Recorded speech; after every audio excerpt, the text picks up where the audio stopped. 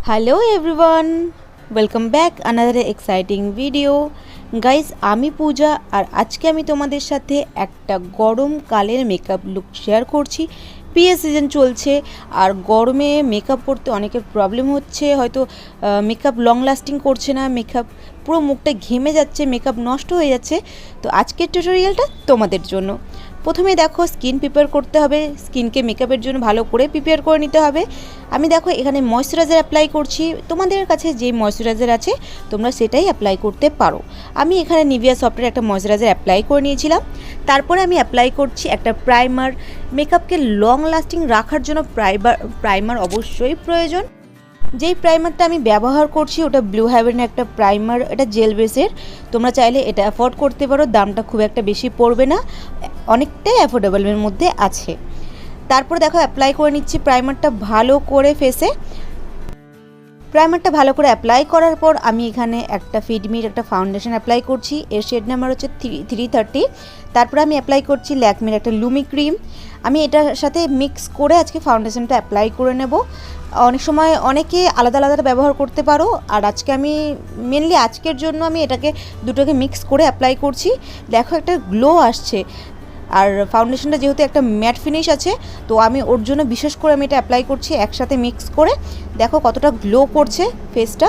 তারপরে ভালো করে অ্যাপ্লাই করার পর একটা ব্লেন্ডিং ব্রাশ দিয়ে ভালো করে ব্লেন্ড করে নিতে হবে।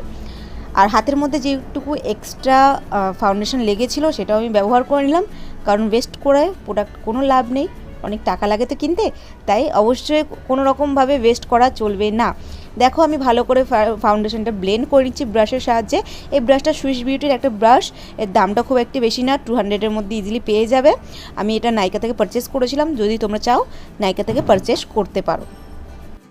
আমি যে ফাউন্ডেশনটা ব্যবহার করলাম ফিটমির, এটা অনেক কটা শেড আছে আমার, যেমন 330 শেড নাম্বার, আর তোমরা নিজেদের মতো শেড নাম্বার চুজ করে নিতে পারো। তারপর আমি হিলারি ওডার একটা স্টিক অ্যাপ্লাই করে নেবো নিজের মুখে, কারণ তোমরা এখানে কনসিলার অ্যাপ্লাই করতে পারো বা স্টিকটাকে আমি কনসিলারের মতো অ্যাপ্লাই করে নেব। দেখো কেমনভাবে অ্যাপ্লাই করছি আমি এটা ব্রাশের সাহায্যে নিয়ে inner corner, out of corner, আর যেখানে যেখানে তোমাদের কনসিল করতে হয় কনসিলারটাকে ভালো করে অ্যাপ্লাই করে নিও। আর যদি তোমাদের কাছে একটা ভালো কনসিলার থাকে তাহলে তোমাদের এই স্টিকটাকে ব্যবহার করার প্রয়োজন পড়বে না। তো আমি আজকে কনসিলার অ্যাপ্লাই করছি না বলে এই স্টিকটাকে আমি কনসিলারের পরিবর্তে অ্যাপ্লাই করে নিচ্ছি ভালো করে। তারপরে দেখো আমি চোখের ওপরেও অ্যাপ্লাই করে নিচ্ছি, কারণ চোখের ওপরে যে বেসটা আছে মেকআপ করার জন্য, মানে আই মেকআপ করার জন্য, সেটাকে ভালো করে প্রিপেয়ার করে নিচ্ছি। তারপরে ভালো করে ব্লেন্ড করে নেবো। মেন কি ভালো করে ব্লেন্ড করতে হবে যেন কোনো রকম হার্শ লাইন দেখতে না পাওয়া যায়। যতক্ষণ আমি ব্লেন্ড করে নিচ্ছি ততক্ষণের মধ্যে তোমরা গিয়ে তাড়াতাড়ি চ্যানেলটাকে সাবস্ক্রাইব করে নাও, পাশে থাকা বেল আইকনটি প্রেস করে দাও। আর হ্যাঁ, আর অবশ্যই কোথা থেকে আমার ভিডিওটা দেখছো সেটা কমেন্ট বক্সে অবশ্যই জানিয়ে দিও। আর আমার ভিডিও যদি তোমাদের ভালো লেগে থাকে লাইক কমেন্ট শেয়ার তো এটা তো করতেই হবে, আর বন্ধুদের সাথে অনেক অনেক অনেক বেশি শেয়ার করো। আর নেক্সট টপিকে কোন ভিডিও দেখতে চাইছো সেটাও কমেন্ট করে জানিও। ভালো করে ব্লেন্ড করে নেওয়ার পর দেখো লুজ পাউডার নিয়েছি, কারণ কোনো রকম ক্রিমি প্রোডাক্ট যখন তুমি তোমার মুখে অ্যাপ্লাই করবে তখন সেটাকে অবশ্যই সেট করে নেওয়ার প্রয়োজন, না হলে ওই ক্রিম প্রোডাক্টটা কিছুক্ষণ বাদে ফেটে যেতে থাকে, তো সেটা খুবই খারাপ, একটা মেকআপের পক্ষে খুবই মানে একটা বাজে একটা জিনিস হয়ে যায়। তো অবশ্যই কোনো রকম লুজ পাউডার বা তোমার কোনো রকম পাউডার, মানে যেটা ফেস পাউডার আছে সেগুলো দিয়েও নিজের ফেসটাকে ভালো করে যে ক্রিম প্রোডাক্টগুলো আছে সেগুলোকে সেট করে নিতে হবে। দেখো ভালো করে ডাস্ট আউট করে নিচ্ছে যেন ফেসে কোনো রকম পাউডার না থেকে থাকে এক্সট্রা।